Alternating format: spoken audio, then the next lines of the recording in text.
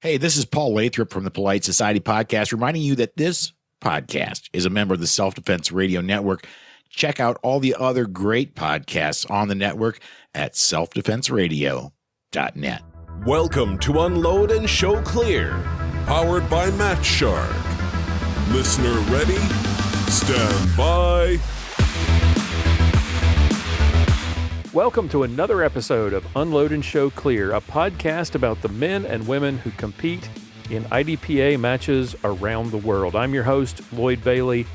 IDPA, International Defensive Pistol Association, was formed out of the concealed carry movement in the United States back in the late 1990s, based on the founders' desire for a sport based on real-world defensive skills and not fancy equipment. IDPA matches are a series of stages that are based on realistic defensive scenarios and a test of a shooter's gun handling, accuracy, speed, and problem-solving skills. Men and women from around the world compete in IDPA every week, and here on Unload and Show Clear, we introduce you to some of those people. Everyday people. We talk one-on-one about their careers, about how they got into guns. We're interested in people and not in politics. The people who make IDPA great. They're not professional athletes. They're just everyday men and women, your neighbors, your coworkers, your public servants, your kids' teachers, the people who clean your teeth. And you're going to meet one of those great people today. And for 2020, Unload and Show Clear is powered by Match Shark. If you watch videos from the 2019 IDPA World Championship, for example, you'll see shooters who had to deal with the discomfort of shooting in sometimes heavy rain. Now, if you were at that match or with me at the 2019 Arkansas State match, you know how much fun shooting a match in the rain can be. Pasting and scoring targets is even more fun. You can't see the scoring zones, the pasters don't stick, the targets eventually disintegrate. Contrast the Arkansas State targets to the World Championship targets, and there was a huge difference, and that difference was Match Shark. Match Shark's patent-pending target shields keep targets dry even in heavy rain. They are reusable. The cost of the shields is quickly recovered by simply patching and reusing the shields over and over again. That reduces the number of times the targets have to be replaced too, and it makes your staff happier because setup and scoring and teardown are easier. It also makes the shooters happier because they can see the targets and they can easily paste them. Designed and manufactured right here in the United States, owned and operated by Will and Chris Schmid, whom you've heard here on this show, who are IDPA shooters themselves and experienced match directors. They understand the challenges that match staff face when dealing with bad weather. So let them help you run your matches faster and smarter and make it a better experience for your safety officers and your shooters. Visit matchshark.com today. Get everything you need to be prepared for your next rainy day match. Spring's coming up, and we all know what that means. Lots of rain in the forecast for your match days. Be prepared. Visit matchshark.com and find out more about their awesome products. And we are so excited that they are a part of this show this year.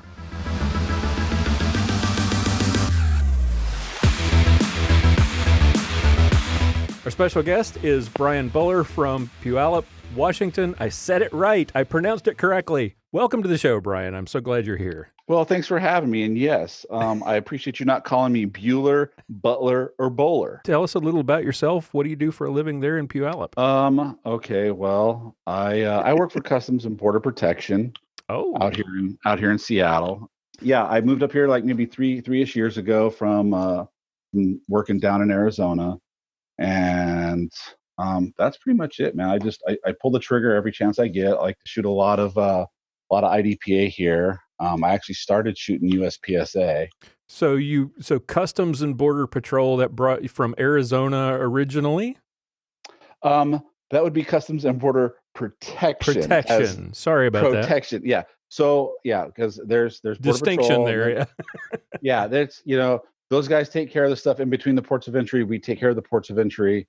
That's down south. It's a little different up here, but yeah. So it brought me up here about 3 years ago. I got the opportunity to transfer up here, and I jumped all over it like white on rice because I had to get out of there. We won't get into that. But No, it's not. Originally from Arizona, though? Well, I'm a military brat, so so a little of everywhere. Yeah, growing up, spent a fair amount of time overseas, back and forth. Actually, as luck would have it, Washington State is home. It's where I was born. It's where my dad's side of the family is from. So, for all intents and purposes, I have returned home. Gotcha.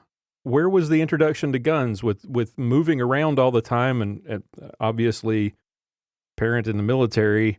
Was that where the interest in guns came from, or was it something else? Well, I probably just your average little boy, cowboys, Indians, cops, robbers. Really got a good feel for it, hold for it. Like the last tour that my dad, when he was stationed up here in Washington, I got to spend a lot of time with my grandfather, and we had gone shooting before that with other family members when I was younger. But I got an opportunity to do a lot of shooting, that last tour, because I was in my teens. So that was fun. As far as competitive stuff, man, I really didn't get into that until I was in Arizona. What kind of shooting did you do with your grandfather? Just your typical stuff, man. You go find an old logging road where there's, like a makeshift berm, and we'd shoot. We'd take cans out there, set up targets, shoot that stuff. Nothing, just typical plinking, right? I guess you could call it typical plinking. See if you can shoot that thing off of that log over there. Yeah, exactly. Gotcha. So when were you introduced to competitive shooting? So I wish it would have been a whole lot sooner. I'll tell you that right now. I hear you. But I was working construction in Arizona, and my cousin had started. He kind of was tiptoeing into it. He's like, "Hey man, you oughta, you like guns. You're you might like this." So I came out and I shot a match, and I was, probably not appropriate, but it was like a crack addict for the first time, man. I was hooked, and I've been chasing that high ever since. So, and I was probably late 20s. So the idea of running around with a gun instead of just shooting stationary at some thing on a log, that was the hook that got you going? Yeah, man. I mean, who doesn't like NASCAR with a gun? I mean, it was awesome. And then you get to go to a match and see people dressed up in NASCAR jerseys, and you're like, hey, this is cool.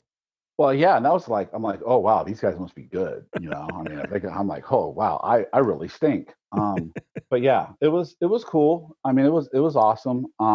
Learned a ton. Like, one thing I can say about the shooting community, regardless if it's USPSA or IDPA, is that I've never run into somebody that was unapproachable or wasn't willing to help you out or give you some advice. Like when I first started shooting down there in Tucson, this is a story I tell everybody when they're like, oh, well, what do you think of competitive shooting? I go, it's awesome. They're awesome people. Like, I had a problem with one of my guns and I couldn't figure it out. I was still really new. Angus Hobdell. I'm pretty sure everybody knows who Angus is. Like, he's, been shooting USPSA forever, CZ Custom, whatever, not to plug those guys.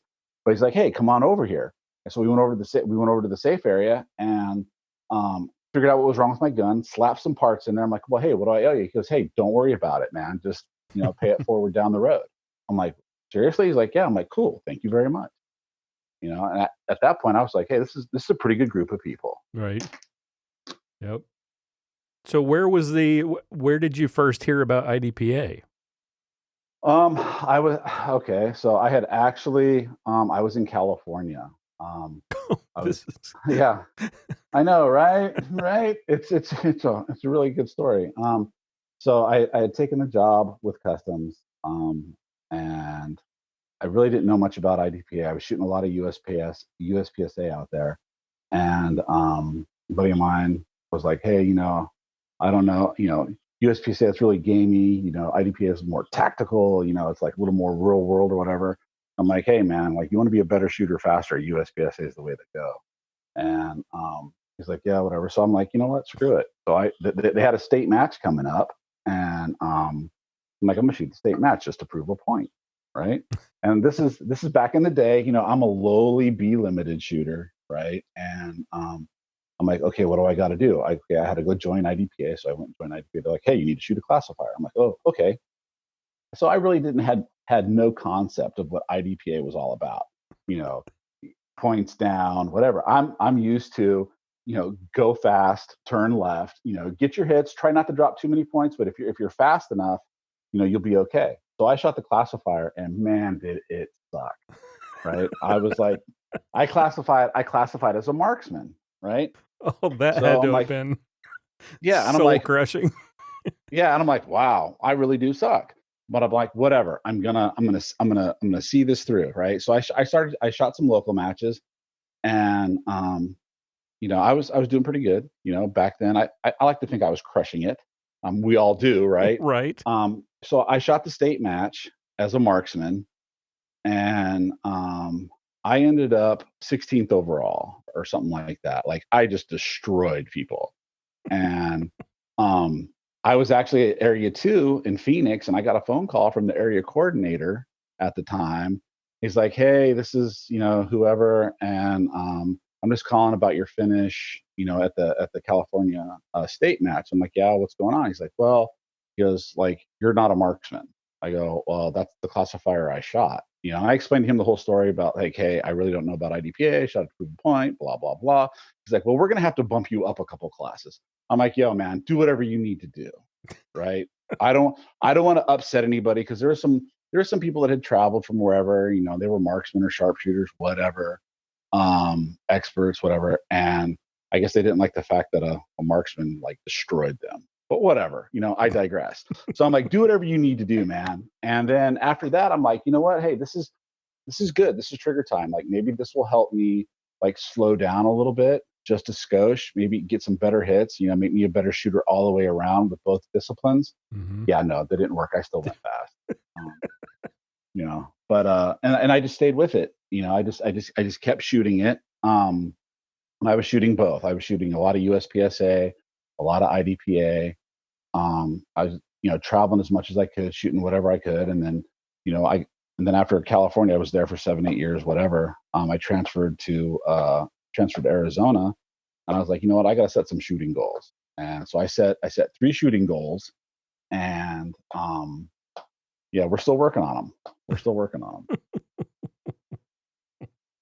You said you found competitive shooting when you were working construction in Arizona, and then you later you took a job in California with the Customs and Border Protection.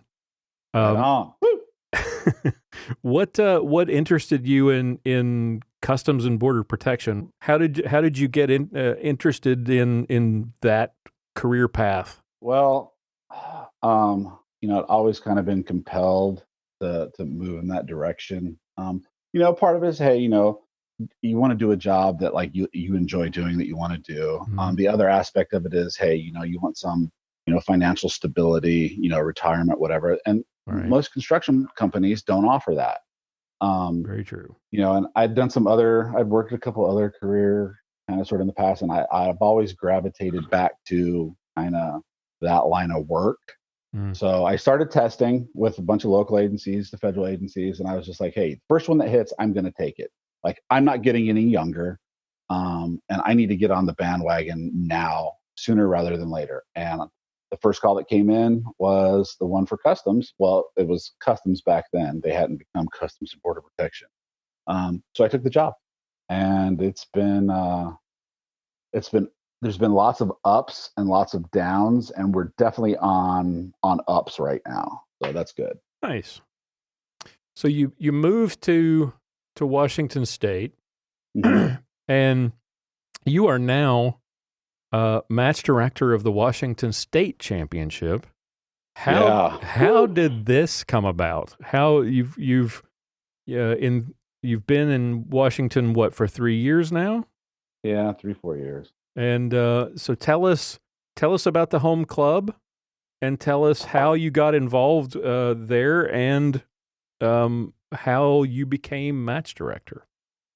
So, home club is Paul Bunyan, and the last 2 years, last year for the state match, I told him like, hey, I really don't want to run a stage, right? But I said I will come down there days early. I'll take time off. I'll set up stages, whatever you need me to do, I will help you facilitate. I ended up running a lot of the staff through the match on the staff match. So yeah, I didn't get out of working really. So I got all those guys done. The year before I ran a stage, that went out pretty well. I'd like to think so. And so then this last year, after we shot the match or whatever, a couple people down there had been like, hey, you got to think about doing it, because the current match director, Marty, was voicing that like he wasn't really sure if he wanted to do it again. You have to find somebody to be a match director. And a couple of people approached me like, hey, you ought to do it. I'm like, man, I don't want no part of that. They're like, oh, we think you'd be really good at it. I'm like, I don't think so. Like, So you said you worked a stage a couple of years before that. Yeah. How long had you been working stages? How long had you been a safety officer? Actually, I didn't get certified until like 2017 or maybe 2018. Not really that long. So after moving to Washington. Yeah, after moving to Washington, I felt it was time, for me to do my part and give back to the sports that have given me so much. So I went ahead, I pulled the trigger, took the class, and I committed to working the stage. And obviously, if you're going to work a stage, you got to be a certified SL. So went ahead and did that. It's been a good experience. There's times when I have a hard time keeping up with the rule book with all the changes, but that in and of itself is a task. Yeah, we won't. We won't yeah, get let's into. Not go there. Let's not go there. That's a whole other show. Yeah, it's a whole other show. And we want to keep it friendly.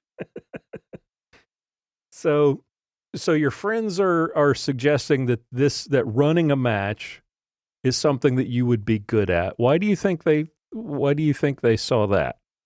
Lloyd, I have no idea. To be honest, I have no idea. Hey, Brian's a sucker. Yeah, pretty much. You know what? I think that's probably what had a lot to do with it, right? So a couple people there, they're like, well, hey, we'll help you out. Like, we'll do whatever you need us to do. I'm like, okay. I said, so right on. So I went ahead and committed to doing it, like at the second day of the state match, as the prize table was being done and all that other good stuff. I went ahead and committed. So I started hitting up, there's some guys from Idaho, there were some guys from Cali. Started hitting them up like, hey, if I need something, will you guys help me out? Like a stage, SOs, whatever. And they're like, yeah, cool, we'll help you out. I'm like, all right, cool. So I kind of put everything after I went ahead and committed, which I should be committed, but I people are like, well, are you making any movement? I'm like, hey man, we're not even into January of the next year yet. I said, I'm give it a rest, right? Give it a rest. I got other stuff that's going on. I'll get on it when the new year starts. And then SHOT Show was going on, whatever. And I'm like, after I said, I'm going to SHOT because I wanted to meet with like my newest sponsor that I'm shooting for now. I wanted to, put a name with the face, people that I've been talking to on the phone. I wanted to meet those guys. So we went out to SHOT, and the goal was to get hot, right? Get hot after I got back from SHOT, trying to get some sponsors for the match. Just talk to some people while I was at SHOT, just drop that name, be like, hey, whatever. Not really try to solicit for sponsors, but at least if I was lucky enough to get that person on the phone or they get my email, maybe they might remember who I was and be like, oh, hey, I remember talking to that guy, one of those kind of deals. Right. And so got back after SHOT and just went full tilt, man. And tell you what, it's work, man. It ain't no joke. It ain't no joke. That's what everybody tells me. Is running the match anything like you expected it would be? Is it better? Is it worse? Is it different in ways you just never expected? What is what has it been like since taking over and coming back from shot and hitting the ground running and really getting into it? Well, I gotta say, like, I gotta give big props to like Bill McCormick, Eric Canese, Joey, and Jackie Russo. Like, they've all been really super helpful. Like, they've taken a lot of like some of the burden off that I don't have to worry about. Like, my main thing that I've been tasked with worrying about is sponsors, stages, and then obviously whoever complains when they're at the match and they don't like a call, I'll have to make that final decision. But those four people have really stepped up and been really good, and everybody that's volunteered to be an SO, that's really made my life easy. But it's it might be about what I expected. I figured it would. I didn't think getting this people to call me back for sponsorship would be as difficult as it is. But but hey, we live and we learn. I probably should have started in December of last year, but hey, what do I know? I'm learning. Right. So, I had a question I was going to ask you. The wheels came off the wagon. That happens to me all the time. All the time. So tell us a little about the history of the Washington State match. From you've been in Washington since what, 2017, 2016? Yeah, something like that. 2017 sounds about right. Well, I've been shooting the match since 20. Oh man, I don't know, maybe 2013, 2014. That's how I met Joey and all those guys. Okay. When they had the match, every year that I shot it was at Renton. And those guys put on a great match. It was always really good. The match director there, it's probably one of the most consistent matches that I've shot. Everything was really, really good. So that's, I shot that for I don't know, 3 years, 4 years, whatever, there in Washington. And then I just kept shooting it when I moved up here, and then I got suckered into being the match director. Got a memory from one of those matches going back the last 7 years? Do I? So 1 year, and big props to the match director. Like, I had a piece of equipment on my firearm that I had purchased, and I thought it was IDPA legal. Come to find out, my gun didn't fit the box, and I was like, "Hey, man, is there anything that we can do? Like, you know what? I screwed the pooch.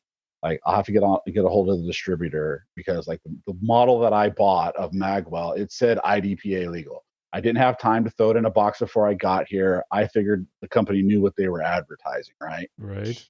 And so, back and forth. And there had been one other maybe slight discretion on somewhere else in the match. He goes, "Look, this is what I can do for you." He goes, "What I'm willing to do is, if you can reshoot," and I had already shot half the match, and lunch was coming up. He goes, "If you can get all those stages reshot before we start shooting after lunch with a legal gun," he goes, we're good." I'm like, wow. "Are you serious?" I'm like, "Are you serious?" He's like, "Yeah, man." He goes, like, you're good, you're a good dude. Like, you're not, yelling at anybody, whatever. And everybody makes a mistake. I understand it. I'm like, "All right, cool, man. Right on." So luckily, the general rule I tell guys when they ask me, how much ammo do you take to a match? I go, "You take enough ammo to shoot the match twice." Right. Because you never know what's going to happen. And man, I tell you what, that year, that rule paid dividends, right? I had just enough ammo, had a little bit over, but we all like to shoot extra, because I miss a lot. So I had enough ammo to finish the match, but I burned through, was it like 5 or 6 stages in 30 minutes. Awesome. It was awesome. I tanked a couple of them, but big props for letting me do that. That was huge, and I try to kind of remember that kind of stuff, so maybe I can pay it forward down the road. Right. But yeah, that match director got a really nice bottle of scotch in his truck. There you go. Because hey, you know what? I got to do what's right. But yeah, that was cool, and I ended up getting I ended up getting random chronoed probably 3 more times after that. Like I was actually sitting down ready to shoot the stage, and they're like, "Hey, you need to go to chrono right now." I'm like, "Okay." He goes, "And I'm gonna go with you." Like I couldn't go to my bag. They want to take the ammo off my belt. I'm like, "All right, cool, man, whatever." And so I went back to chrono, again and then again. So yeah, that was cool. It was an experience. So I learned always check your gear before you leave. Interesting. Yeah. I've never heard of being chronoed multiple times at a match. That's interesting. Yeah, I was lucky. It was totally random, probably. It was my number was up. It's cool. I get it.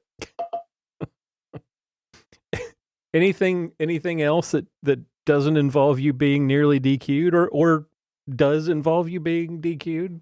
Have I ever been DQ'd? I've never been DQ'd at an IDPA match. Knock on wood. Yet. I've been DQ'd at a local USPSA match. Well, that's okay. Any other fun, crazy stages or experiences from an IDPA match over the years? You said you travel a lot, so you've been to matches in California and Arizona and all over. So I've shot Alabama. I can't remember what the other one was out that way. I got a twofer. I was out. I had to go to FLETC for some training. Mm-hmm. And the first thing I did was like, "Hey man, are there any big matches going on? Can I swing this?" Right. It was brutal. Like, I had to get a rental car, and I drove for hours to get to where I needed to go. But I was able to squeeze in a couple of big matches. I shot some matches in Arkansas. One thing I've noticed as IDP has progressed, and I gotta give them props where props are due. Some of the changes in the rule book have been so awesome. Fault lines are great because they take that. Oh, well, you were out of cover. No, I wasn't. Yeah, you were. You stepped over the line. Well, there's no line there, bro. Well, from my vantage point, it took all that out of it, and it made it way more consistent. Because I've traveled to other places, and I hate to say it, but yeah, there's that local mentality. Yeah. Locals get a little bit more. They get away with a little bit more sometimes. But you just got to take it. You know what? There's no point in arguing it. I know you'll find this hard to believe. I've tried. No. And then at a point, it's just like, just give me the procedural, whatever. Just give it to me. If you want, throw an extra one on there just for good measure. But yeah, you can't argue it. You just got to roll with it, and then just file that away and be like, use that. Like if you ever decide to match direct, even if it's a local match or whatever, you file that away and be like, okay, this is an issue that I saw. We need to grow from this. We need to learn and try to be consistent. So the changes in the rule book, I think, have helped with that consistency. So that's been good. Yeah. Biggest takeaway, lesson learned from all those travels that you've applied as a match director? Yeah. One, I don't need to overcomplicate stages, right? I remember talking to a buddy years ago, like the other sport. It got really like, bubblegumish, really carnivalistic, it was just real gimmicky. From my own personal experience, I don't need to make it gimmicky because I can screw it up all by myself, regardless of how complicated or simple it is, right? And everybody else is the same way for the most part. I think you should just what I'm trying to do, and we'll find out in August, provided coronavirus doesn't shut us down. Right. We'll see if what I'm trying to do or what I want to do or my intent for the match, if it pays off. Like I just want a good, clean match. It's not overly complicated. It's straightforward. There's no 180 traps. There's nothing like that. I just want it to be fun, straight up shooting. Right. Right. People travel. At least I do. I travel to see how I stack up against other people, other Right. parts of the country. I want to see how I stack up. So let's just put out some good, clean stages. put some hard shots in there. Maybe try to have some options where they can decide what they want to do, and let's just see what happens. Gotcha. All right. So you talked about goals that had not yet been achieved. What are you what are you looking to achieve in your shooting career? What are you hoping is coming for you down the road once you get past this whole coronavirus Washington State match director thing, and you get out there and focus again on being the best shooter you can be? What would you like to accomplish as a shooter? Well, like I said earlier, I had 3 goals. I have one left to attain. Okay. The last one to attain is a national championship. That's it. Okay. That's it. The first 2 happened a little bit quicker than I thought they would, but I was putting a lot of rounds down range. So the third one has been very elusive. Very elusive. Any IDPA specific goals? Yeah, a national championship and distinguished master. Ah, there you go. Okay. How long if you're gonna aim high, you know what I mean? Exactly. How long after that first match where you were the overachieving marksman? Well, you can say it. You didn't know, but how long after that they bumped you up where? What? So after that match, I got bumped straight to expert. Oh, jeez. And then I don't know if it was the next big match after that. It was the next first or second big match after that I shot that I bumped to master. So you went marksman to expert to master in 2 matches. Kind of, sort of, yeah. It might have been 3. I don't know. Yeah. No playing around. Just knock it out. And you know what, man? My motto's always been go big or go home. If you're gonna shoot the stage, shoot the stage. There are times to be conservative, but not a lot.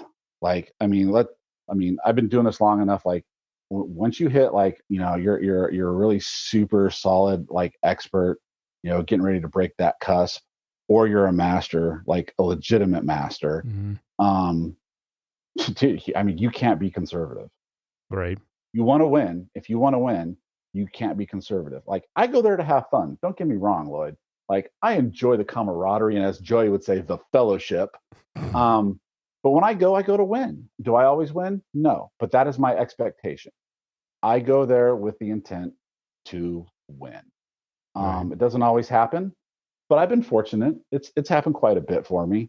But if you don't go there with the intent to win, either your class, your division, or whatever it is you're shooting, then you're not going to win. You've got to have that desire. You've got to have that drive to want to excel, right? If you're there to have fun, cool, right on. I have fun regardless, but I'm still there to win.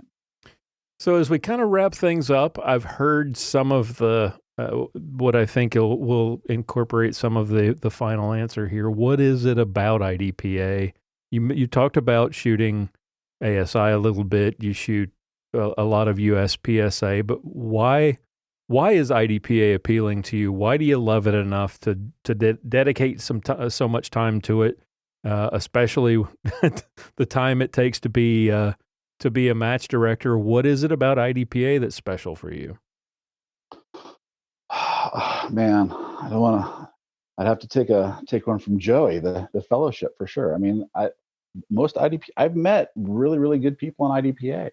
It's everybody's really super friendly. The matches are good. I get the opportunity to travel and meet new people. The ability to practice that certain skill set that, God forbid, I may have to one day employ. I mean, there's so many different things, right? I can't say there's one specific thing that makes IDPA what it is. It's just a combination of everything. All right. Well, Brian, thank you so much for agreeing to come on the show. I've really enjoyed the chance to talk to you, and one of these days, I hope I get a chance to run across you on the range and shoot with you at a match. And wish you the best of luck at the Washington State match this year. Well, hey, man, I really appreciate you having me on. And you have an open invite to come on out and shoot the Washington State match. I happen to know the match director, so I can probably get you in. He sounds like a pretty cool dude. We should probably invite him on the show to do a preview. Hey, I can probably make that happen for you. Awesome. So, but no, I appreciate you having me on, man. I really do. All right, that's all the time we have for today. Thank you so much for listening. Thank you for your support. Thank you to our guest for coming on the show. And thank you to our awesome sponsor, Match Shark, for making this entire season possible. If you would, please take a minute to check out our website, Unload Podcast. Lots of cool previous episodes are there, links to all sorts of great information. Just check out the guest list as well. Join the Facebook group too if you want to connect with other fans and get updates on the latest news. You can find that at unloadpodcast.com/Facebook. Check out our YouTube channel. We've got a lot of cool videos there at unloadpodcast.com/YouTube. And if you'd like to support the show personally, consider becoming a patron, just $1 a month at patreon.com/unload. And for your support, I'll send you out a sticker and you'll have my undying gratitude for your help. If you or someone you know would make an interesting guest for a future episode, you can contact me at unloadpodcast.com. Just go to the contact button in the menu at the top of the page and send me a message. Or you can send me an email at Lloyd, LLOYD, at unloadpodcast.com. Tune in again next Thursday for another episode of Unload and Show Clear, powered by Match Shark.